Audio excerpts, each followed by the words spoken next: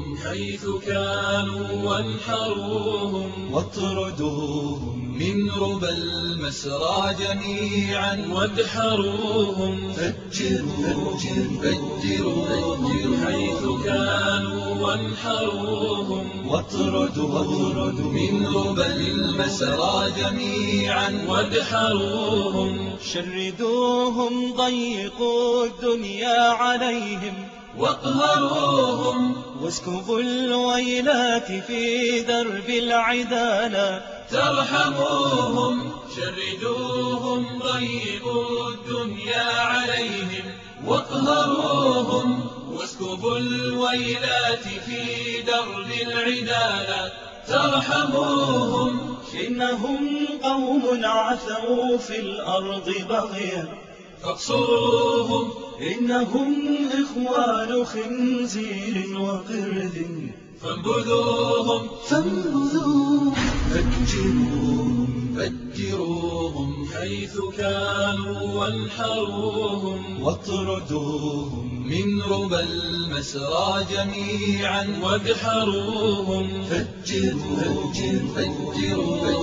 حيث كانوا وانحروهم واطردوهم من ربى المسرى جميعا وادحروهم حطموا صهيون أرباب المخازي واسحقوهم لا تراعوا هدنة فيهم وصلحا دمروهم حطموا صهيون أرباب المخازي واسحقوهم لا تراعوا هدنة فيهم وصلحا دمروهم انصروني قالها الأقصى وأبنى انصروهم أنقذوهم من بني صهيون هيا أنقذوهم فجروهم حيث كانوا وانحروهم واطردوهم من ربى المسرى جميعا وادحروهم فجروهم حيث كانوا وانحروهم واطردوهم من ربى المسرى جميعا وادحروهم وافتحوا آذانكم للقوم لطفا واسمعوهم قد أتاكم في بلاغي صوتهم لا تتركوهم وافتحوا آذانكم للقوم لطفا واسمعوهم قد أتاكم في بلاغي صوتهم لا تتركوهم فانهضوا للثأر من كل الأعادي واقتلوهم مزقوا. This conflict poisons the world. This white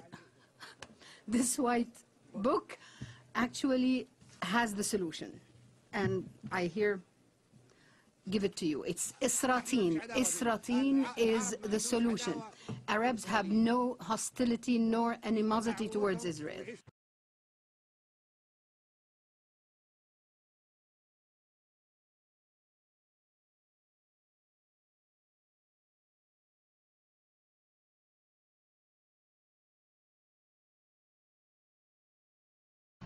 We have before us the opportunity to forge for ourselves and for future generations a new world order, a world where the rule of law, not the law of the jungle, governs the conduct of nations.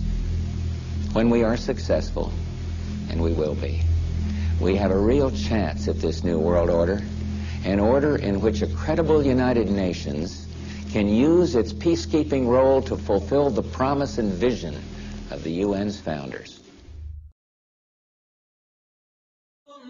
شتتوهم وأسروهم اذبحوهم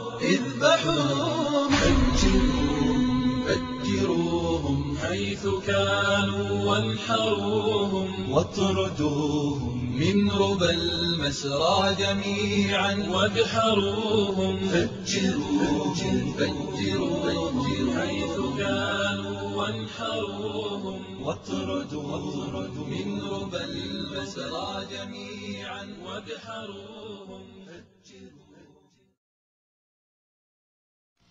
Are we at one of those moments in history in which there is the necessity for a new world order? A, because of what's taken place in the Middle East, the rise of different kinds of groups, and B, what's happened in Asia, meaning that there has been a shift from the West to the East. There's a need for a new world order, but it has different characteristics in different parts of the world. Just to go back to Iraq for a moment.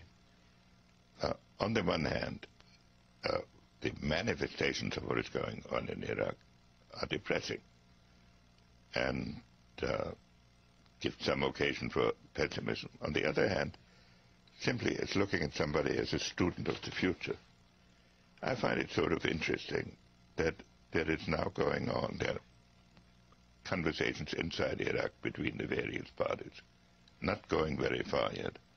Secondly, that there is a meeting of ambassadors which will graduate to foreign ministers of all surrounding countries, plus Egypt, plus the members of the Security Council. And that people are talking of broadening yet a third level in which you would bring in India, Pakistan, Indonesia. Now, none of this may succeed this time, but this to me is sort of the outline by which someday in the next few years a solution will emerge, that people will look into that cauldron and decide that they have to learn their limits, not just we, but everybody else. I want to make one point about globalization. It's always discussed in economic terms, that everybody is better off. But that it's only partially true. Everybody is better off on the average.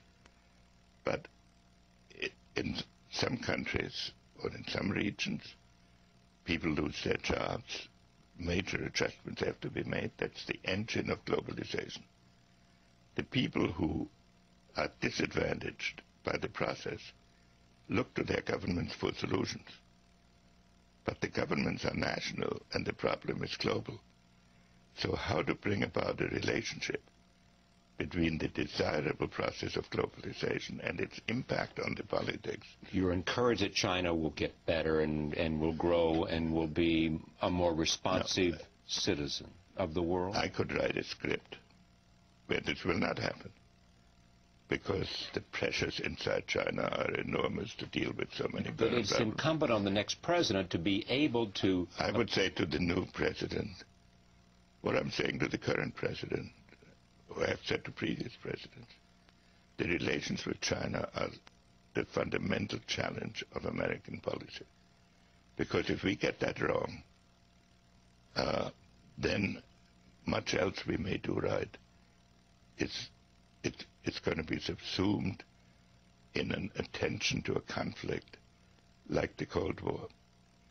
And that is something that we must really avoid. And if we want to have a constructive world,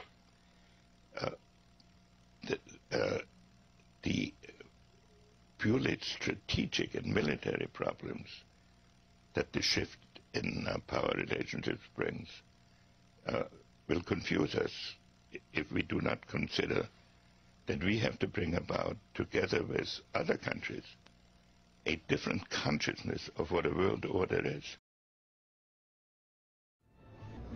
Choice is an illusion created between those with power and those without.